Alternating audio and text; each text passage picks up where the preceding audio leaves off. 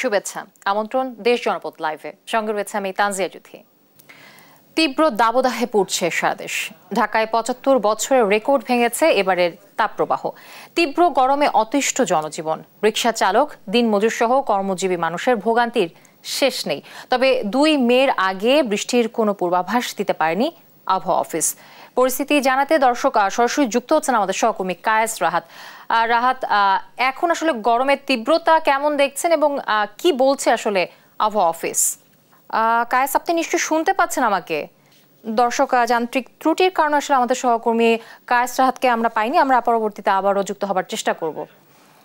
অতি তীব্র তাপপ্রবাহ বয়ে যাচ্ছে যশোর চুয়াডাঙ্গা এলাকায়। দর্শক পরিস্থিতি জানাতে এই মুহূর্তে যুক্ত হবেন আমার সাথে চুয়াডাঙ্গা থেকে। চুয়াডাঙ্গায় আছেন আমাদের সহকর্মী সেতু। দাবদাহ পরিস্থিতি আমাদের জানাবেন। ধন্যবাদ জুথি। আপনি যেমনটি বলছেন যে তীব্র তাপদাহ দেশ কিন্তু একেবারে আতঙ্কিত মতো অবস্থা, ঠিক একই অবস্থা কিন্তু চুয়াডাঙ্গাতে কিন্তু বলা যেতে পারে যে শুধু বলা যেতে পারে না, চুয়াডাঙ্গাতে কিন্তু তাপদাহ বেশি। কারণ মানে প্রায় ১৫-২০ দিন ধরে কিন্তু চুয়াডাঙ্গাতে ৩৮ থেকে ৪২ ডিগ্রি তাপমাত্রার ভিতরে তাপমাত্রা ওঠানামা করছে। যেমন গতকালকেও কিন্তু চুয়াডাঙ্গাতে কিন্তু তাপমাত্রা রেকর্ড করা হয়েছে ৪২.৭ ডিগ্রি সেলসিয়াস। এটা কিন্তু শুধু চুয়াডাঙ্গা না, বাংলাদেশের প্রেক্ষাপটে এই চলতি মৌসুমের সর্বোচ্চ তাপমাত্রা। যে এই যে আজকে কিন্তু যে অবস্থার যে রোদের তেজ সেই অনুযায়ী কিন্তু কি হচ্ছে গতকালকে থেকে আজকে কিন্তু তাপমাত্রা আরো বাড়বে বলে মনে হচ্ছে আর কি। আমি আরো জানিয়ে রাখি যে এই তাপমাত্রায় তীব্র দাবদাহের ভিতরে কিন্তু সবচেয়ে বেশি বিপর্যস্ত অবস্থায় আছে নিম্ন আয়ের দরিদ্র এবং খেটে খাওয়া মানুষ। কারণ এরা কিন্তু মোটামুটি ১০টা থেকে ১১টার ভিতরে যে কাজগুলো করছে, তারপর থেকে কিন্তু আর তারা কাজকর্ম করতে পারছে না। কারণ আর কাজকর্ম মানে করার সুযোগ থাকলেও, তাদের ইচ্ছা থাকলেও কিন্তু মানে লোকজন কিংবা মানুষ আছে বাইরে থাকছে না। সেক্ষেত্রে তারা কিন্তু খুবই বিপর্যস্ত হয়ে আছে, বিপদ আছে। তারা চাচ্ছে যে তাদের যদি মানে গত শীত কিংবা শীত মৌসুমের মতো যেভাবে সরকার থেকে সাহায্য সহযোগিতা করা হয়, তাতে মনে হয় হচ্ছে তারা একটু হয়তো নিস্তার পাবে। তবে আমি এর ভিতরে একটু জানিয়ে রাখি, সেটা কিন্তু আমি জেলা ত্রাণ ও পুনর্বাসন কর্মকর্তার সাথে কথা বলেছি। উনি আমাকে যেমনটি জানিয়েছে যে গত ২১শে এপ্রিল কিন্তু জাতীয় দুর্যোগ ও ব্যবস্থাপনা কমিটির জরুরি মিটিং হয়েছিল। সেই মিটিংয়ে কিন্তু জেলা প্রশাসক কিন্তু হচ্ছে জেলা ত্রাণ ও পুনর্বাসন কর্মকর্তাকে বলছিল যে সংশ্লিষ্ট দপ্তরে চিঠি দেওয়ার জন্য যে নিম্ন আয়ের খেটে খাওয়া মানুষজন যেন তারা কিছুটা হলেও তাদের মানে সহযোগিতা করতে পারে সরকারের পক্ষ থেকে। ঠিক তেমনটি গত ২১শে এপ্রিল কিন্তু হচ্ছে জেলা পুনর্বাসন কর্মকর্তা চিঠি দিয়েছে এবং সেই চিঠিতে কিন্তু ১০,০০০ প্যাকেট শুকনো খাবার তিনি চিঠি দিয়েছে। তবে কবে নাগাদ যে পাওয়া যাবে তিনি কিন্তু নিশ্চিত করে আমাকে জানাতে পারেনি। তবে তিনি বলেছে যে খুব দ্রুতই পাবে বলে আশা করা যাচ্ছে।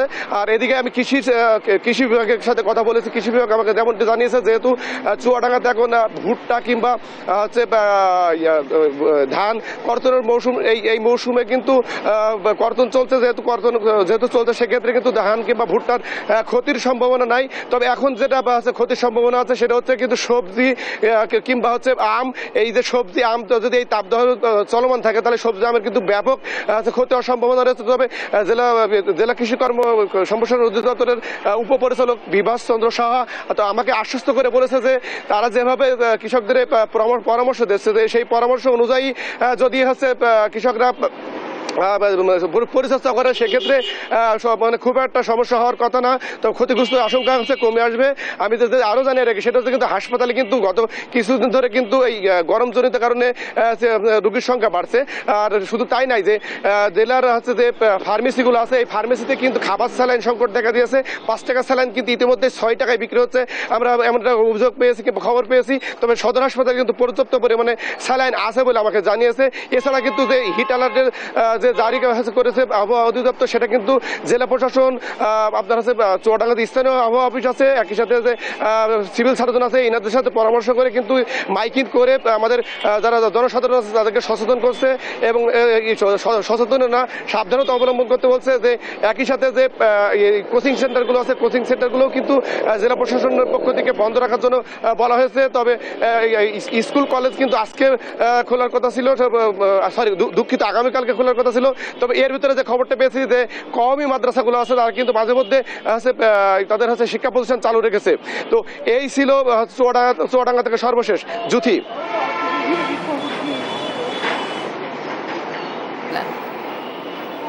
তীব্র দাবদাহে পুড়ছে সারা দেশ। দর্শক, আমি যেমনটি আপনাদেরকে প্রথমেই বলছিলাম, ঢাকায় ৭৫ বছরের রেকর্ড ভেঙেছে এবারের তাপপ্রবাহ। তীব্র গরমে অতিষ্ঠ জনজীবন, রিকশা চালক, দিনমজুর সহ কর্মজীবী মানুষের ভোগান্তির শেষ নেই। তবে ২ মের আগে বৃষ্টির কোনো পূর্বাভাস দিতে পারেনি আবহাওয়া অফিস। দর্শক, পরিস্থিতি জানাতে সরাসরি যুক্ত হচ্ছেন সহকর্মী কায়েস রাহাত। রাহাত, আপনার কাছে আবারও জানতে চাইবো গরমের তীব্রতা এখন কেমন এবং কি বলছে আসলে আবহাওয়া অফিস? দেখতেই পাচ্ছেন যে এখানে পানি ছেটানোর প্রোগ্রাম চলছে এবং এই প্রোগ্রাম পরিদর্শনের জন্য কিন্তু আসছেন ঢাকা সিটি কর্পোরেশন উত্তরের যে মেয়র আতিক। এবং সারা দেশে এই চলমান তীব্র তাপদাহের যে ব্যাপারটি রয়েছে সেখান থেকে সেই প্রসঙ্গে আবহাওয়া অফিস থেকে যেটি বলা হচ্ছে সেটি হচ্ছে যে এই তীব্র তাপদাহ চলতে পারে আর বেশ কিছুদিন। আজকে যখন আমরা এই বিষয়ে প্রশ্ন করেছিলাম তখন ওখান থেকে এই উত্তরটি দেওয়া হয়েছে যে তীব্র এই তাপদাহটি আসলে হচ্ছে আমাদের গ্লোবাল ওয়ার্মিং এবং অন্যান্য সকল কারণে। এবং আমরা যেটা জানি যে বাংলাদেশে এপ্রিল মাস হচ্ছে সবচেয়ে উষ্ণতম মাস এবং সেই ক্ষেত্রে যেটি বলা হচ্ছে যে এই উষ্ণতম মাসের এই যে গরম বা এই যে তাপদাহ সেটি চলতে পারে আরো বেশ কিছুদিন। কিন্তু এই এপ্রিল মাসের শেষ দিকে অর্থাৎ মে মাসের প্রথম সপ্তাহে তাপমাত্রা কিছুটা সহনীয় পর্যায়ে চলে আসতে পারে এবং আবহাওয়া অফিস থেকে এটি আবারও জানানো হচ্ছে যে এই তাপমাত্রা ফের বাড়তে পারে হচ্ছে এই প্রথম ধাপের যে বৃষ্টিটি রয়েছে সেই প্রথম ধাপের বৃষ্টিটি হয়ে যাওয়ার কিছুদিন পর থেকে। অর্থাৎ এরপরে এখন যে রেড অ্যালার্টটি বা যে তাপ অ্যালার্টটি চালু রয়েছে সেটি কিন্তু চলতেই থাকবে। সেটি একেবারে সম্পূর্ণভাবে হয়তো সারা দেশ থেকে বন্ধ হয়ে যেতে পারে, কিন্তু বিভিন্ন জায়গায় বিচ্ছিন্নভাবে আলাদাভাবে এই তাপপ্রবাহের যে মাত্রাটি বা যে অ্যালার্টটি রয়েছে সেটি চলতে পারে। এবং এই ক্ষেত্রে এই তাপপ্রবাহের যে ব্যাপারটি রয়েছে এই তাপপ্রবাহেতে দেখা যাচ্ছে যে ইতিমধ্যে আমাদের মাঝে মেয়র সাহেব চলে এসেছেন, মেয়র আতিক চলে এসেছেন। আমরা একটু সেদিকে লক্ষ্য করি। আমরা ঢাকা উত্তর যে সিটি কর্পোরেশন রয়েছে সেই সিটি কর্পোরেশনের পক্ষ থেকে আজকে যে এখানে অনুষ্ঠানটি চালানো হচ্ছে আগারগাঁয়ে, সেটি হচ্ছে বায়ু দূষণ রোধ এবং শহর শীতলীকরণের জন্য পানি ছিটানোর একটি প্রোগ্রাম রয়েছে। সেখানে পরিদর্শনের জন্য মেয়র আতিক ইতিমধ্যে আমাদের মাঝে চলে এসেছেন। আমরা দেখতেই পাচ্ছি সেটি এবং তিনি এখানে এই ব্যাপারটি পুরোটি পরিদর্শন করবেন। যদিও এই পানি ছেটানোর মাধ্যমে কিন্তু এই তাপপ্রবাহের সম্পূর্ণ যে সমস্যাটি সেটি সমাধান করা আসলে সম্ভব নয়। সেটির জন্য যদি আমরা দীর্ঘস্থায়ী কোনো একটি সমাধানে যেতে চাই তাহলে আমাদের প্রয়োজন হচ্ছে প্রচুর পরিমাণে গাছ লাগানো। এবং সবচেয়ে বড় কথা হচ্ছে যে আজকে গাছ লাগালে সেটি সুফল যে আমরা কালকেই পাবো তেমন কিন্তু নয়। আজকে গাছ লাগালে দেখা যাবে যে সেটি সুফল পেতে আমাদের হয়তো বেশ অনেকটা সময় লেগে যেতে পারে এবং সে পর্যন্ত আমাদেরকে ধৈর্য ধরতে হবে এবং এই তাপপ্রবাহের জন্য যে কাজ তাপপ্রবাহ রোধের জন্য যতটুকু আমাদের করণীয় সেটুকু করে যেতে হবে। ইতিমধ্যে আমরা দেখতে পাচ্ছি যে মেয়র আতিক যিনি রয়েছেন তিনি কিন্তু এই অনুষ্ঠানটি পরিদর্শন করছেন এবং এখানে একই সাথে পানি ছেটানোর পাশাপাশি রয়েছে বিশুদ্ধ খাবার পানির ব্যবস্থা, যেখান থেকে মানুষজন আসলে খাবার পানি পেতে পারবে। ঢাকা শহরে সবচেয়ে বড় যে সংকটটি এখন দেখা দিচ্ছে সেটি হচ্ছে খাবার পানির সংকট। এই তীব্র তাপপ্রবাহের ফলে যে এই গরমে মানুষ তাদের পানি খুবই প্রয়োজন, তাদের বিশুদ্ধ খাবার পানির যেটি খুব প্রয়োজন। এবং আমরা জানি যে ইতিমধ্যে ঢাকায় তাপমাত্রা যতটুকু রয়েছে তাপের অনুভূতি কিন্তু তার থেকে অনেক বেশি এবং মানুষের দেখা যাচ্ছে হিট স্ট্রোকের হাত থেকে বাঁচার জন্য বিশুদ্ধ খাবার পানি একটি অপরিহার্য উপাদান। তো সেই ক্ষেত্রে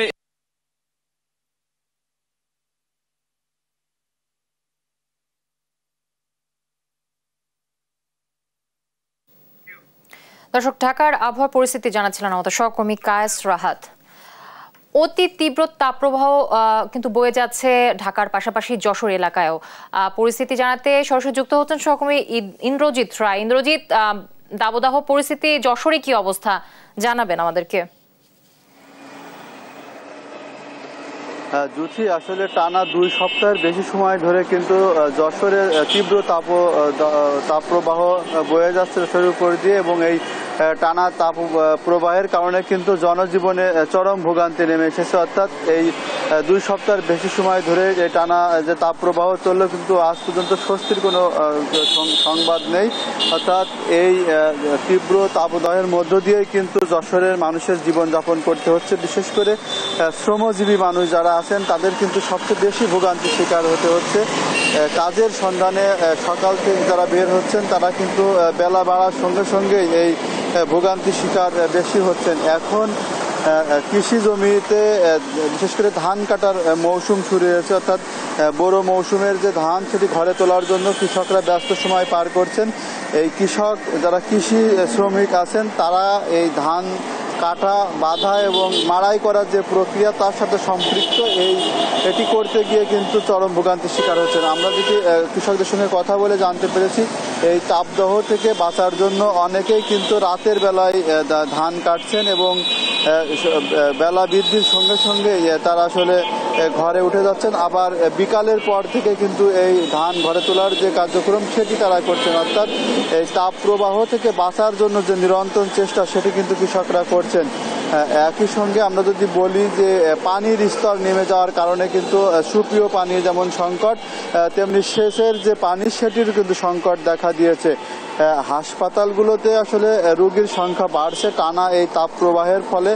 বৃদ্ধ এবং কৃষকরা সবচেয়ে বেশি, বৃদ্ধ এবং শিশুরা সবচেয়ে বেশি আক্রান্ত হচ্ছে এবং হাসপাতালের বহির্বিভাগ এবং অন্তর্বিভাগ যেটি সবখানেই কিন্তু রোগীর ভিড় রয়েছে, অর্থাৎ হাসপাতাল কর্তৃপক্ষও কিন্তু এই রোগীর চাপ সামলাতে গিয়ে হিমশিম খাচ্ছেন। এমন পরিস্থিতিতে মূলত যারা স্বাস্থ্য বিভাগের কর্মকর্তা এবং জেলা প্রশাসনের পক্ষ থেকে কিন্তু বেশ কিছু সতর্কতা মেনে চলার জন্য নাগরিকদের প্রতি আহ্বান জানানো হচ্ছে এবং এই তীব্র তাপ প্রবাহের মধ্যে যেসব শ্রমজীবী মানুষ ঘরের বাইরে বের হচ্ছেন তাদের জন্য কিন্তু বিভিন্ন সাংস্কৃতিক, সামাজিক সংগঠন, রাজনৈতিক সংগঠনের পক্ষ থেকে খাবার, পানি এবং যে স্যালাইন সেটি বিতরণ কার্যক্রম আমরা দেখেছি কিন্তু বেশ কিছুদিন ধরেই বিভিন্ন শহর, বিশেষ করে শহর কেন্দ্রিক এটির করা হচ্ছে এবং বিভিন্ন সংগঠনের পক্ষ থেকেই সাধারণ মানুষের যে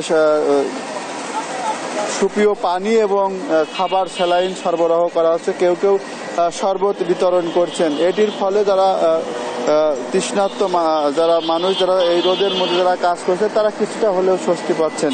সব মিলিয়ে যদি বলি যশোরের সার্বিক পরিস্থিতি সেটি হলো এই টানা যে তাপ প্রবাহে সেটির প্রভাবে কিন্তু জনজীবনে অনেকটা স্থবিরতা নেমে এসেছে। বিশেষ করে দুপুরের দিকে, অর্থাৎ বেলা বাড়ার সঙ্গে সঙ্গে কিন্তু মানুষের যে ক্লান্তি সেটির কারণে কিন্তু কাজের যে গতি সেটি কমে এসেছে।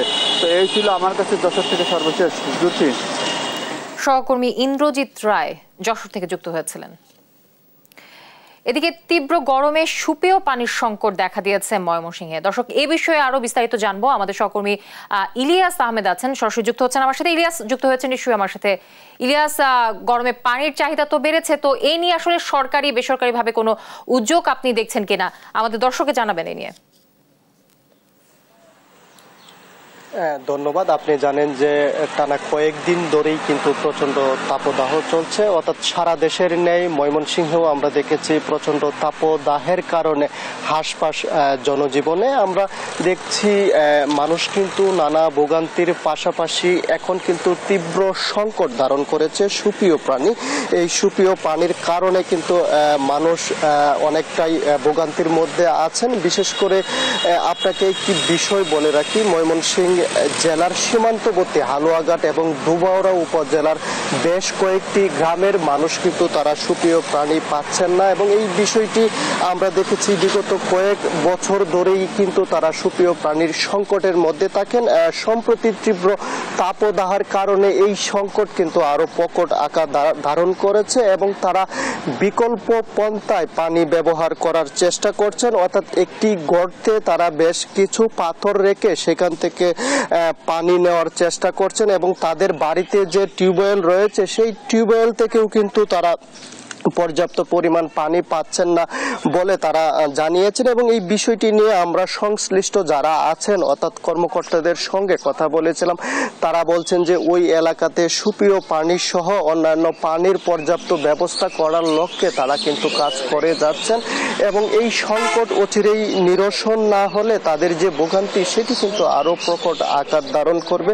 সেই বিষয়টি সেখানকার অর্থাৎ হালুয়াঘাট, ধোবাউড়া, মুক্তাগাছা এবং ফুলবাড়িয়া এলাকা এলাকার যারা সীমান্তবর্তী মানুষ আছেন তারা কিন্তু সেই অভিযোগ করে আসছেন এবং তারা বলছেন যে এই তীব্র গরমে তাদের যে সংকট সেই সংকট কিন্তু আরো অনেকটাই বেড়ে গেছে। আমি এখন রয়েছি ময়মনসিংহের গফরগাঁও উপজেলার পাঁচবাগ গ্রামে রয়েছি। এই গ্রামেও কিন্তু আমরা দেখেছি প্রচন্ড তাপদাহের কারণে তারা সুপ্রিয় পানি থেকে অনেকটাই বঞ্চিত হচ্ছেন এবং তারা বলছেন যে তারা প্রতিনিয়ত স্বাভাবিকতই যে পানি পেতেন সেই পানির স্তর কিন্তু অনেকটাই নিচে নেমে গেছে এবং তারা সেই পর্যাপ্ত পরিমাণ পানি কিন্তু এখন পর্যন্ত পাচ্ছেন না। অর্থাৎ তীব্র তাপদাহের কারণে একদিকে যেমন লোডশেডিং, অন্যদিকে কিন্তু এই পানি সংকট দেখা দিয়েছে এবং তারা এই নিয়ে কিন্তু অনেকটাই ভোগান্তির মধ্যে আছেন। আমরা একটু জানতে চাই আপনারা কি বিশুদ্ধ পানি পাচ্ছেন কিনা এবং পানি কতটুকু সংকট দেখা দিয়েছে? বিশুদ্ধ পানি আমরা এখানে শুধু পাঁচবাগ গ্রামে পানি বিশুদ্ধ পানি পাওয়া যাচ্ছে এবং কিছু কিছু জায়গা পাওয়া যাচ্ছে না এবং বিদ্যুতের ঘাটতি খুব বেশি, 8 হতে 10 ঘন্টা বিদ্যুৎ পাওয়া যাচ্ছে, লোডশেডিং পড়ছে খুব বেশি। হ্যাঁ, ধন্যবাদ। আসলে আপনি শুনছিলেন যে এখানকার বাসিন্দারা তারা কিন্তু বলছিলেন যে ঘন ঘন লোডশেডিং এর কারণে তারা সুপ্রিয় পানি থেকে অনেকটাই বঞ্চিত হচ্ছেন এবং তারা পানি পাচ্ছেন না। অর্থাৎ তারা কিন্তু অনেকটা কষ্ট করে কিন্তু তারা দিনাতিপাত করছেন। অর্থাৎ তাদের যে দৈনন্দিন কাজকাম আছে সেটি কিন্তু বিকল্প পন্থায় তারা চেষ্টা করে যাচ্ছেন। এছাড়াও এই প্রচন্ড তাপদাহের কারণে আমরা দেখেছি বিভিন্ন হাসপাতাল সহ বিভিন্ন শপিং মলে কিন্তু সুপ্রিয় পানির ব্যবস্থা কিন্তু বিভিন্ন উদ্যোগে করা হয়েছে। অর্থাৎ আপনাকে যদি একটি চিত্র বলে রাখি যে বিভাগীয় শহর ময়মনসিংহে কিন্তু আমরা দেখেছি ইতিমধ্যেই মেয়র ইকরামুল হক টিটুর সৌজন্যে ছাত্রলীগের বিভিন্ন নেতাকর্মীরা তারা কিন্তু সুপ্রিয় পানি ব্যবহার মানুষকে নিশ্চিত করার লক্ষ্যে আমরা দেখেছি শহরের বিভিন্ন মোড়ে মোড়ে তারা বিশুদ্ধ পানি সাধারণ মানুষকে পান করানোর চেষ্টা করছেন এবং এছাড়াও ময়মনসিংহ মেডিকেল কলেজ হাসপাতালে সুপ্রিয় পানির ব্যবস্থা করেছেন ময়মনসিংহ সদর 4 আসনের সংসদ সদস্য মহিতুর রহমান শান্তর উদ্যোগে কিন্তু নেতাকর্মীরা তারা সাধারণ রোগী এবং সেবা প্রার্থী যারা আছেন তাদেরকে কিন্তু সুপ্রিয় পানি পান করানোর জন্য তাদের যে কার্যক্রম সেটি অব্যাহত রেখেছেন। এছাড়াও আমরা দেখেছি বিভিন্ন শপিং মলে ব্যক্তি উদ্যোগে অনেকেই কিন্তু সুপ্রিয় পানি সাধারণ মানুষকে পান করানোর জন্য তারা কিন্তু তাদের যে চেষ্টা সেই চেষ্টা কিন্তু অব্যাহত রেখেছেন। আমরা এই বিষয়টি নিয়ে সংশ্লিষ্ট কর্তৃপক্ষের সঙ্গেও কথা বলেছিলাম। তারা বলছেন যে আসলে এই তাপপ্রবাহ যদি না কমে অর্থাৎ বৃষ্টি যদি না হয় তাহলে এই যে পানির তীব্র সংকট এবং সুপ্রিয় পানির যে অভাব সেটি কিন্তু সহসায় কাটবে না এবং তারা বলছেন হয়তো বৃষ্টি হলে এই সংকটটা অনেকটাই দূর হবে। এই ছিল আমার কাছে ময়মনসিংহ থেকে সুপ্রিয় পানির সংকট নিয়ে সর্বশেষ তথ্য। আমাদের সহকর্মী ইলিয়াস আহমেদ ময়মনসিংহ থেকে যুক্ত হয়েছিলেন। দর্শক, এই মুহূর্তে জাতীয় পার্টি বর্ধিত সভায় বক্তব্য রাখছেন দলের চেয়ারম্যান জিএম কাদের। আমরা সরাসরি চলে যাচ্ছি সেখানে। যে আন্দোলন চলছিল সেই বিষয়ে আমার পরিষ্কার ধারণা ছিল যে এই আন্দোলন সফল হবে না। বাংলাদেশে কোনো গণ আন্দোলনের মুখে কোনো সরকার পরিবর্তন হয়নি। সরকার পতন কখনোই আন্দোলনের দ্বারা বাংলাদেশের ইতিহাসে হয়নি। আন্দোলন হয়েছে, মানুষের বিক্ষোভ হয়েছে, বিক্ষুব্ধ হয়েছে মানুষ, সেটার সুযোগে অন্য একটি শক্তি এসে সরকারকে পরিবর্তন করেছে। এটা হলো বাংলাদেশের ঐতিহাসিক সত্য। সেই সত্যের প্রেক্ষিতে আমরা দেখেছি 2013 এবং 2014 সালে 3 মাস গণ আন্দোলনের মুখে সম্পূর্ণ দেশ অচল হওয়ার পরেও সরকার পরিবর্তন হয় না। কাজেই 10 লক্ষ নয়, 50 লক্ষ নয়, 1 কোটি লোক রাস্তায় নামলেও সরকার পরিবর্তন হবে না, বিএনপির আন্দোলন সফল হবে না, নির্বাচন বন্ধ করে সরকার পরিবর্তন করা সম্ভব হবে না। এটাতে আমি কনভিন্স ছিলাম। তার মানে নির্বাচন হয়ে যাচ্ছে এবং নির্বাচন পরবর্তীতে 5 বছর থাকবে। আমাদের ধারণা ছিল বিএনপি আমরা এবং আওয়ামী লীগ একসাথে নির্বাচন করলে আমাদের একটা দর কষাকষির সুযোগ হবে। কারণ আওয়ামী লীগ এবং বিএনপি দুই পক্ষই চাইবে তাদের থেকে আমাদেরকে সরিয়ে রেখে দিতে। আওয়ামী লীগ চাইবে আমরা যেন বিএনপির দিকে না যাই, বিএনপি চাইবে আমরা যেন আওয়ামী লীগের দিকে না যাই। ফলে আমাদের একটা রাজনৈতিক মূল্য সেখানে আমরা পাব। কিন্তু আমি যখন দেখলাম যে বিএনপির যারা আন্দোলনের মুখে বিভিন্নভাবে তারা কতগুলো ফাঁদে পড়ে গেল, এটা আমি তাদের দোষ দেই না, এটা স্বাভাবিক ছিল। আন্দোলন করলেই কিছুটা সহিংসতা বিভিন্ন জায়গায় হয়, সহিংসতার সৃষ্টি করা যায় বাইরে থেকে। কাজে এই সহিংসতার নাম দিয়ে তাদেরকে ঢালাওভাবে তাদেরকে মামলা মোকদ্দমা দিয়ে তাদেরকে গ্রেপ্তার করা হলো, তাদেরকে কনভিকশন দেওয়া হলো পুরানা মামলায়। নেতা কর্মী এবং ক্যান্ডিডেটদেরকে আমাদের নির্বাচনের থেকে বাইরে বের করে রাখা হলো। ফলে মাঠে থাকলাম আমরা এবং আওয়ামী লীগ। তখন প্রশ্ন আসলো যে আমরা না গেলে আওয়ামী লীগের গ্রহণযোগ্যতা থাকবে না নির্বাচনের, এবং আমরা এটা নিয়ে কিছুটা উৎফুল্ল ছিলাম অনেকেই, যেটার থেকে হয়তো আমরা যদি নির্বাচনে যাই কিছু ভালো সুফল পেতে পারি। কিন্তু বাস্তবে আমরা যেটা দেখলাম, নির্বাচনের শিডিউল ঘোষণার পরেও দীর্ঘদিন পরেও পর্যন্ত আওয়ামী লীগ আমাদের সাথে কোনো দর কষাকষিতে আসে নাই। তাদের থেকে একটা পরিষ্কার বিষয় বোঝা গেল, যেটা পরবর্তীতে আবার বলার চেষ্টা করব। সেটা হলো তারা গ্রহণযোগ্যতার জন্য এতটুকু লালায়িত ছিল না। তাদের শীর্ষ পর্যায়ের নেতৃত্ব অ্যাটলিস্ট তারা গ্রহণযোগ্যতার জন্য লালায়িত ছিল না। এবং আমাদেরকে নিয়ে তাদের যে একটা একদলীয় শাসন ব্যবস্থার যে একটা আকাঙ্ক্ষা, যে আকাঙ্ক্ষায় সুপ্রিম লিডার একজন থাকবেন আর সরকারি দল বিরোধী দল সকলেই তার কাছে আনুগত্য প্রকাশ করতে হবে, অনুগত বিরোধী দল, সেই অনুগত বিরোধী দলের ক্যাটাগরিতে জাতীয় পার্টিকে তারা ফেলতে পারছিল না। তাদের অবিশ্বাস ছিল আমার উপরে, এটা আমার ধারণা যে আমি অনুগত বিরোধী দল হতে রাজি হব না। কাজে অনুগত বিরোধী দল ছাড়া তারা বিরোধী দল করার জন্য প্রস্তুত ছিলেন না। তারা আমাদের গলায় কিছু পচা মরা আবর্জনা ঝুলিয়ে দিয়ে আমাদেরকে অনুগত বিরোধী দল করার চেষ্টা করেছিলেন। আমি যেটাতে দর্শক, জাতীয় পার্টির বর্ধিত সভায় বক্তব্য রাখছেন দলের চেয়ারম্যান জি এম কাদের। আমরা সরাসরি সেখানেই ছিলাম। দর্শক, যেমনটি বলছিলাম, তীব্র তাপপ্রবাহ কিন্তু আসলে ঢাকার পাশাপাশি খুলনাতেও বয়ে যাচ্ছে। দর্শক, এই বিষয়ে বিস্তারিত জানাতে আমাদের সাথে সহকর্মী নূর ইসলাম রকি যুক্ত হবেন। রকি, আপনি জানাবেন আসলে খুলনাতে তাপপ্রবাহের পরিস্থিতি কেমন, আবহাওয়া আসলে কেমন, সব মিলিয়ে জানাবেন আসলে।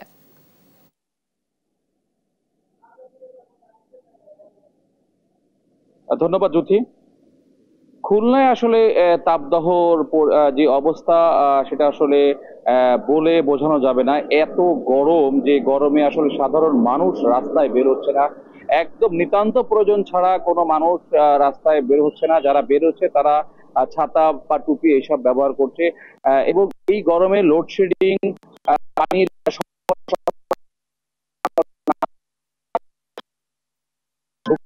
আমি আপনাকে একটু জানিয়ে রাখি যে খুলনার যে তাপমাত্রা সেটা গতকাল ছিল 39.7 ডিগ্রি সেলসিয়াস। এর ঠিক আগের দিন খুলনার তাপমাত্রা ছিল 41.5 ডিগ্রি সেলসিয়াস, যেটা কিনা খুলনার ইতিহাসে 25 বছরের মধ্যে সর্বোচ্চ তাপমাত্রা। আসলে এই প্রচন্ড গরমের কারণে বলা যেতে পারে মানুষের নাভিশ্বাস আসলে ইয়ে হয়ে গেছে। এই গরমের থেকে পরিত্রাণের জন্য শ্রমিক এবং নিম্ন আয়জীবী মানুষের পাশাপাশি পথচারীদের জন্য কিন্তু স্বেচ্ছাসেবী যে সংগঠনগুলো আছে এরা কিন্তু বিভিন্ন উদ্যোগ নিয়েছে।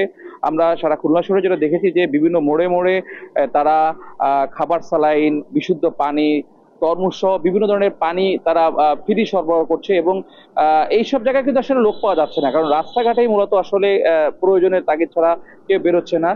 আমরা একটু কথা বলবো যে এই গরমে আসলে কেমন অনুভূতি হচ্ছে সাধারণ মানুষের। আপনার কাছে একটু জানতে চাইবো যে এই গরমের কি অবস্থা আর কি? আসলে প্রচন্ড তাপদাহের কারণে আমরা ঘর থেকে বেরোতে পারতেছি না।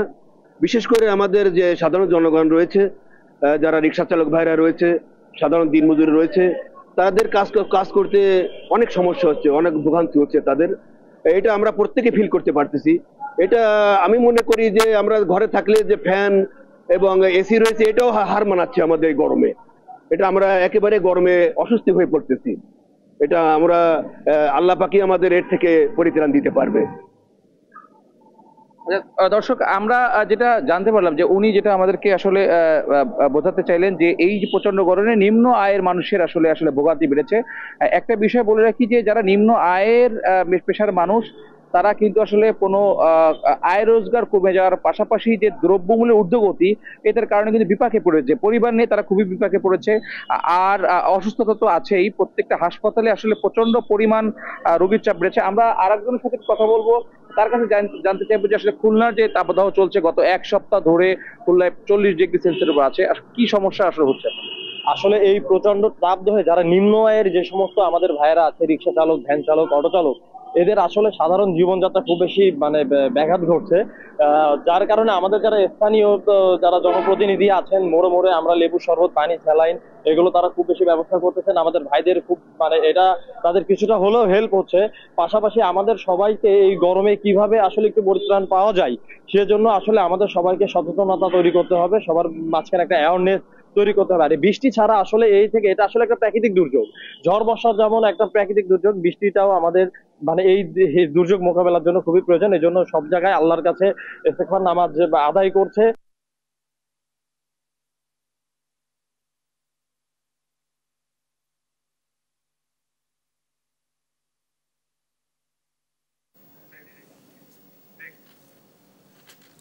আমাদের সহকর্মী নূর ইসলাম রকি যুক্ত হয়েছিলেন খুলনা থেকে।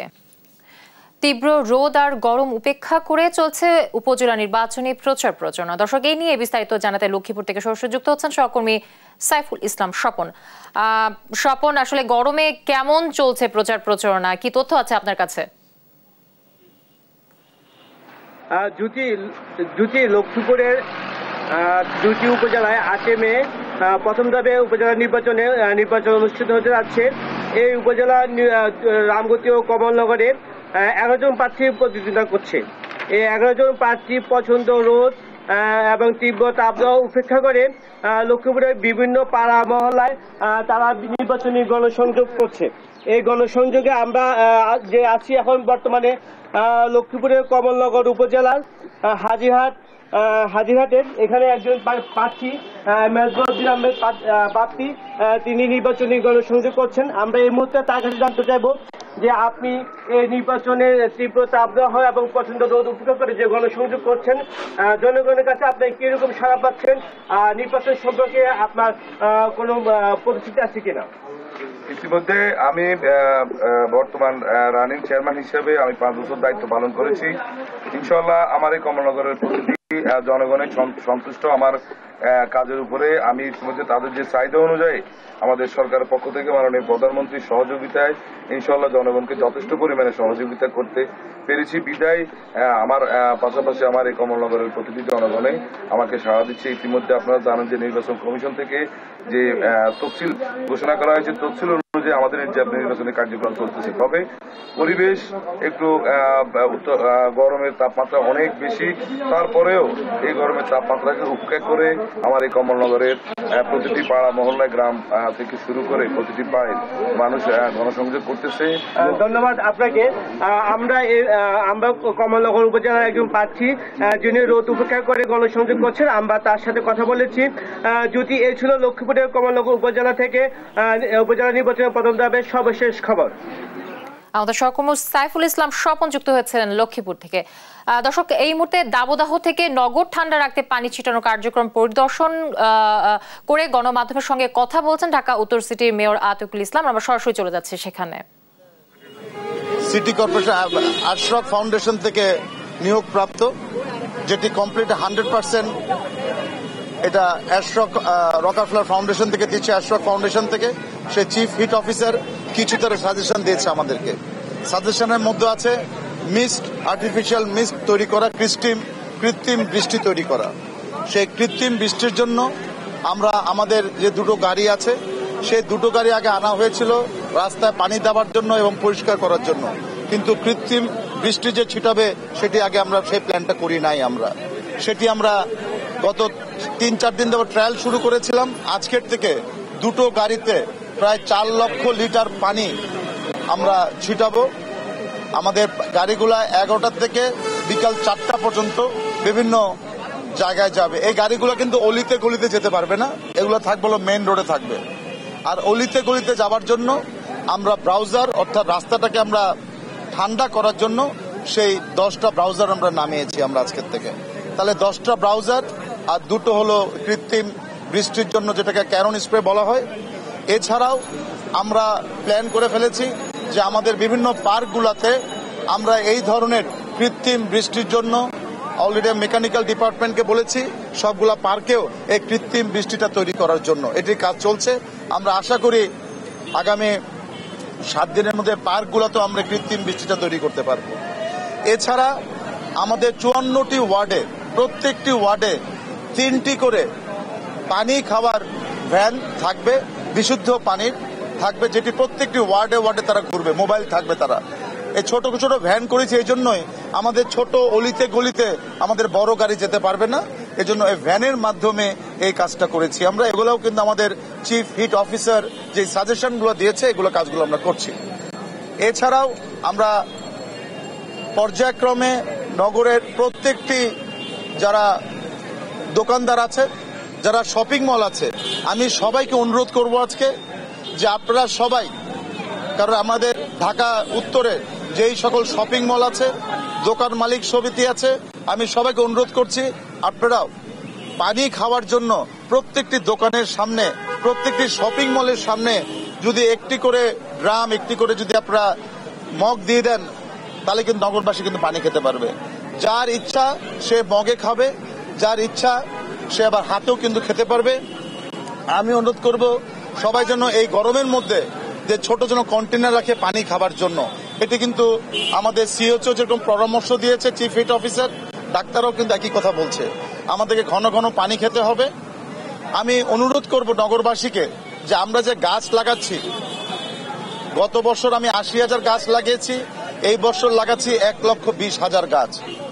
এই গাছগুলোকে লালন পালন করার জন্য আমি নগরবাসীকে অনুরোধ করব। আমাদের সিটি কর্পোরেশন দেখছে, তারপরে যার যার বাসার সামনে যদি গাছগুলো থাকে, এগুলো যদি আমরা নিজেরা যদি লালন পালন করি, তাহলে কিন্তু শহরটা কিন্তু বনায়ন হয়ে যায়। আমি অনুরোধ করব সবাইকে যে যার যার নির্দিষ্ট এলাকা যেগুলো আছে বাসা বাড়িতে, এই এডিস মশার আবার সিজন শুরু হচ্ছে, যার যার বাসা বাড়ি যেন আমরা পরিষ্কার করে ফেলি। তাহলে গাছ যদি আমরা নিজেরা দেখি, এডিস মশার জন্য যদি পুরো বাড়িটা পরিষ্কার করে ফেলি, এবং অনুরূপভাবে আমরা যদি সবাইকে পানি দিই, তাহলে গাছ, পানি এবং এলাকা পরিষ্কার, তাহলে কিন্তু নগরটা কিন্তু সুন্দর হয়ে যাবে। আমি 3টা আহ্বান জানাবো যে আমাদের গাছ লাগাচ্ছি, আসুন যার যার বাড়ির সামনে যে গাছগুলো পড়বে, আমি নগরবাসীকে অনুরোধ করব আপনার গাছগুলো দেখেন। আমি সকলকে অনুরোধ করব, আমি ইতিমধ্যে যারা পানি দিচ্ছেন, জনগণকে পানি খাওয়াচ্ছেন, আমি সিটি কর্পোরেশনের পক্ষ থেকে এবং আমার ব্যক্তিগত পক্ষ থেকে সবাইকে ধন্যবাদ জানাতে চাই। সেই সাথে সাথে সবাইকে উদারত আহ্বান জানাবো যে সকলে মিলে, আমি দেখছি যে আমাদের আওয়ামী লীগ এবং আওয়ামী লীগের অঙ্গ সংগঠনরা পানি বিলাচ্ছেন, আমাদের মাননীয় সংসদ সদস্যরা পানি বিলাচ্ছেন, শরবত বিলাচ্ছেন। দর্শক, গণমাধ্যমের সঙ্গে কথা বলছেন ঢাকা উত্তর সিটি মেয়র আতিকুল ইসলাম। আমরা সরাসরি সেখানেই ছিলাম। প্রচন্ড গরমে হাসপাতালে বেড়েছে রোগীর চাপ, বেশি আক্রান্ত হচ্ছেন শিশু ও বয়স্করা। দর্শক, এই বিষয়ে আরো বিস্তারিত জানবো। এবার বরিশালে যাব, বরিশালের পরিস্থিতি জানতে আমাদের সহকর্মী শফিক মুন্সি আমার সাথে যুক্ত হবেন। শফিক, আসলে আমি যেমনটি বলছিলাম যে প্রচন্ড গরমে কিন্তু হাসপাতালে রোগীর চাপ বেড়েছে, তো বরিশালে আসলে হাসপাতালগুলোর কি অবস্থা, রোগীর চাপ কেমন বেড়েছে এবং এ নিয়ে আসলে বা পরিস্থিতি সামলাতে কি ধরনের ব্যবস্থা নেওয়া হয়েছে যদি জানাতেন আমাদেরকে। জ্যোতি, আপনি আসলে যেমনটি বলছিলেন যে তীব্র গরমে আসলে বরিশালের হাসপাতালগুলোতে কিন্তু রোগীর যে ধারণ ক্ষমতা, সেই ধারণ ক্ষমতা পার হয়ে গেছে, এই ধরনের আসলে একটা অবস্থা সৃষ্টি হয়েছে। এবং রোগী যারা আছে তারা কিন্তু আসন না পেয়ে, আসলে শয্যা না পেয়ে তারা মেঝেতে আসলে চিকিৎসা নিতে বাধ্য হচ্ছে, এবং বাধ্য হয়েই কিন্তু আসলে হাসপাতাল কর্তৃপক্ষ এইরকম একটা অতিরিক্ত রোগীর চাপ সহ্য করে তারা কিন্তু চিকিৎসা দিয়ে যাচ্ছেন। আমরা কিন্তু এখন আছি বরিশাল সদর হাসপাতালের ডায়রিয়া ইউনিটের সামনে, এবং আমরা যেটি খোঁজ নিলাম যে এই ইউনিটটিতে আসলে শয্যা সংখ্যা ছিল 12টি, কিন্তু এখানকার যিনি আবাসিক চিকিৎসক ডাক্তার মলয় কৃষ্ণ বড়াল, তিনি আমাদেরকে যেটা জানিয়েছেন, এই চলতি যে মৌসুম গরমের শুরু হয়েছে, সেই মৌসুমের প্রতিদিনই গড়ে 40 জন করে আসলে রোগী আসছে। তো সেখানে বোঝা যায় যে আসলে আসন সংখ্যা যেখানে 12টি, সেখানে প্রতিদিন 40 জন রোগী আসলে কি পরিমাণ আসলে বেসামাল একটা অবস্থার তৈরি হয় সেটা কিন্তু এখন আমাদের দর্শকদের আমরা সরাসরিও দেখাতে পারবো। রোগীরা কিন্তু শয্যা না পেয়ে তারা কেউ মেঝেতে, কেউ পাশের বেঞ্চে বসে আসলে চিকিৎসা নিচ্ছেন। রোগীর যে স্বজনেরা যারা আছেন তারা কিন্তু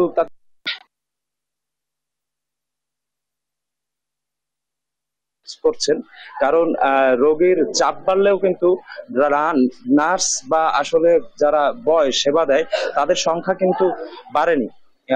যদি আপনি কিন্তু আসলে দেখতেই পাচ্ছেন যে কি অবস্থা সৃষ্টি হয়েছে এই ডায়রিয়া ইউনিটে।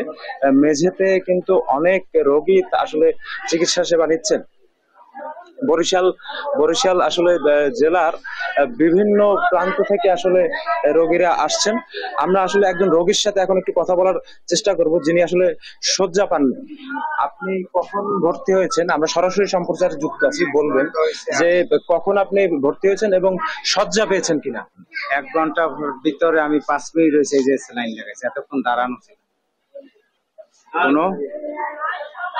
কোনো গুরুত্ব নেয় না। এরা মানুষ বললে মানুষ মনে হয় না, এরা কুত্তর মতন মানুষের ব্যবহার।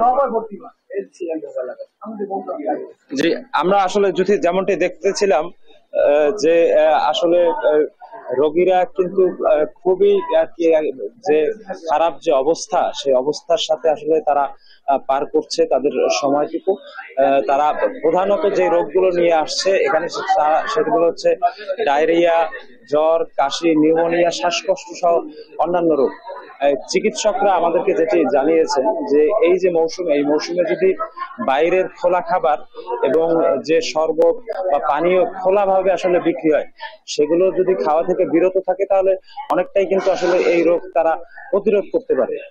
একই সাথে কিন্তু অযথা যেন বাইরে কেউ ঘোরাঘুরি না করে সে ব্যাপারে কিন্তু চিকিৎসকরা পরামর্শ দিচ্ছেন, এবং পরামর্শ দিচ্ছেন যে বাইরে যদি বের হতেই হয় তাহলে যেন ছাতা বা আসলে ক্যাপ নিয়ে আসলে বের হয় এবং প্রচুর আসলে সুপেয় পানি যেন পান করে, সে ব্যাপারে কিন্তু চিকিৎসকরা আসলে পরামর্শ দিয়েছেন। এতে হিটস্ট্রোক সহ অন্যান্য যে তাপবাহিত যে রোগগুলো আছে সেগুলো থেকে মুক্তি পাওয়া যাবে বলে চিকিৎসকরা জানিয়েছেন। যদি এই ছিল বরিশাল সদর হাসপাতাল থেকে এই গরমে উপচে পড়া রোগীর চাপ নিয়ে আমার কাছে সর্বশেষ তথ্য। দর্শক, আমাদের সহকর্মী শফিক মুন্সি যুক্ত হয়েছিলেন বরিশাল থেকে।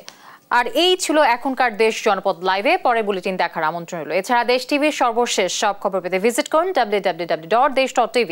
ফেসবুকে আমাদের সঙ্গে যুক্ত থাকুন দেশ টিভি অথবা দেশ টেলিভিশন পেজে। এছাড়া সর্বশেষ সব ভিডিও পেতে ইউটিউবে আমাদের হ্যান্ডেল @desh television অথবা @desh tv news লিখে সার্চ করুন। ধন্যবাদ সবাইকে সাথে থাকার জন্য।